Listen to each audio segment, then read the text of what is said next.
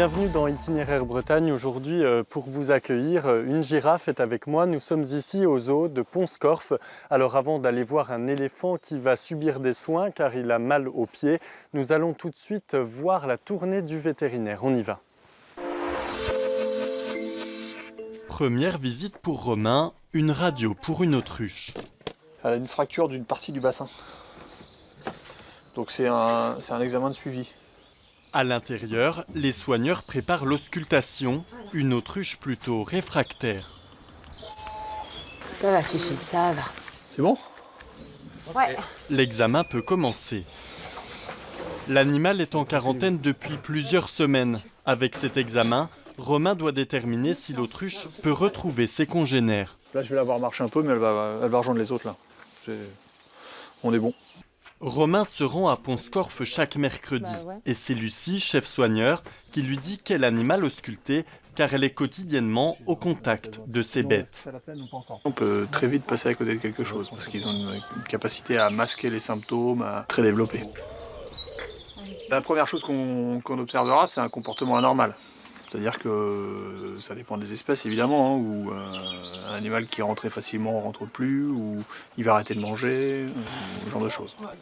Surprise! Pas de temps à perdre, direction maintenant la cage de ces bébés suricates âgés de 2 semaines. Un petit carnivore du sud-ouest de l'Afrique, bien difficile à attraper pour ce premier bilan de santé. C'est l'occasion de faire un examen un peu général, on va relever leur poids, leur sexe, et puis on va les identifier. Et pour ça, Romain leur greffe une puce sous la peau, passage obligé pour les nouveau-nés. Un carnet de santé électronique qui les suivra toute leur vie et partout. Parmi les 600 animaux soignés par Romain, des espèces terrestres et marines, comme cette otarie. Chloé, turn.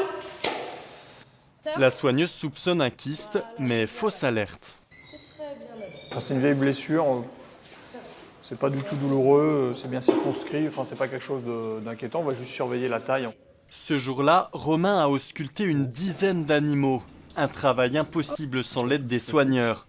Ces infirmiers du zoo, indispensables dans les parcs animaliers. Mbolé, un éléphant d'Asie, a une douleur au pied. Il va subir une radio et ce sont les soigneurs qui le préparent. Bonjour Marion.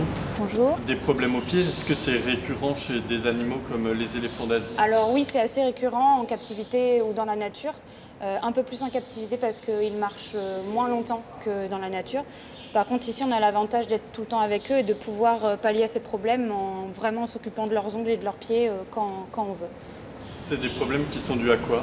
Alors, des problèmes du fait qu'ils marchent moins et sur moins de substrats différents. Donc, ils vont moins user leurs pieds. Donc après, s'il y a des petits trous dans leurs ongles, etc., il va y avoir des impuretés qui vont se mettre et après, ça peut faire des problèmes comme des abcès. Alors, ce qui est étonnant, c'est qu'il y a Kevin de l'autre côté qui est en train de le distraire pendant que... C'est plus pour lui donner des ordres de l'exercice. Très bien, bon, on va aller le voir alors. Merci beaucoup. De rien.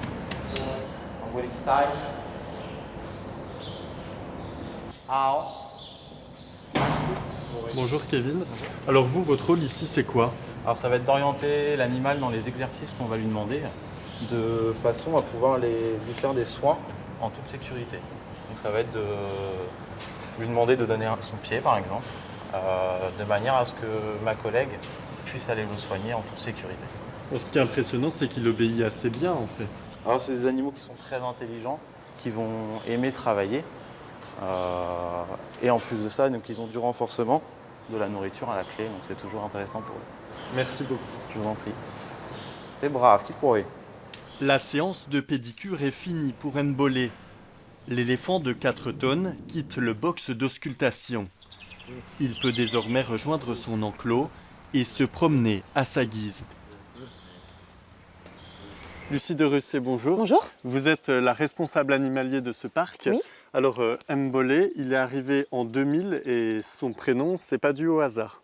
Non, effectivement, Ndwele, ça veut dire en thaïlandais petite surprise. Il est né aux Pays-Bas et il est arrivé en avance, d'où son nom lié à ses origines asiatiques. Et il est arrivé en 2000. Je vous propose, Lucie, de regarder avec nous ses archives. À Emmen, aux Pays-Bas, le cœur des habitants ne bat que pour deux choses. L'équipe nationale de foot est le parc animalier situé en plein centre-ville. Pour les responsables du zoo de Pont-Scorff, la priorité du jour n'est pas la Coupe d'Europe, mais Mbolé. Un éléphant d'Asie, petite surprise en thaïlandais. Dans quelques heures, Mbolé prendra donc le chemin de la Bretagne. Après 20 heures de voyage, Mbolé arrive enfin au zoo de Pont-Scorff.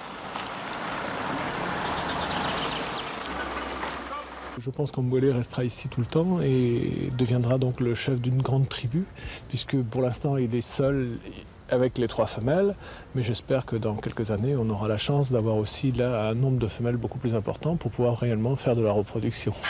Mbolé n'a que 6 ans et encore tout le temps de découvrir les joies de la paternité. Alors Mbolé, lui, n'est pas né ici, mais chaque année, il y a quand même plusieurs animaux qui naissent dans ce parc. Oui, effectivement, c'est toujours un événement important pour nous. Est-ce que vous intervenez, vous, en tant que soigneur?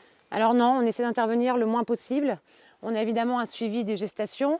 On met en contact le mâle et la femelle aux périodes de chaleur, période de reproduction. On va suivre la gestation. Tout ça va être monitoré. On a une date approximative de naissance, mais on essaie d'intervenir le moins possible. Ce qui n'était pas le cas il y a encore quelques années de ça. Non, effectivement, il y avait une politique dans les parcs zoologiques qui était davantage interventionniste, avec de l'élevage à la main, du biberonnage. Là, on essaie vraiment de respecter le rythme et les conditions naturelles des animaux. Très bien, merci beaucoup. Et c'est la fin de cet itinéraire Bretagne que vous pouvez retrouver sur notre site internet. En attendant, nous, Lucie, on va donner à manger à Mbolé parce qu'il commence à avoir faim.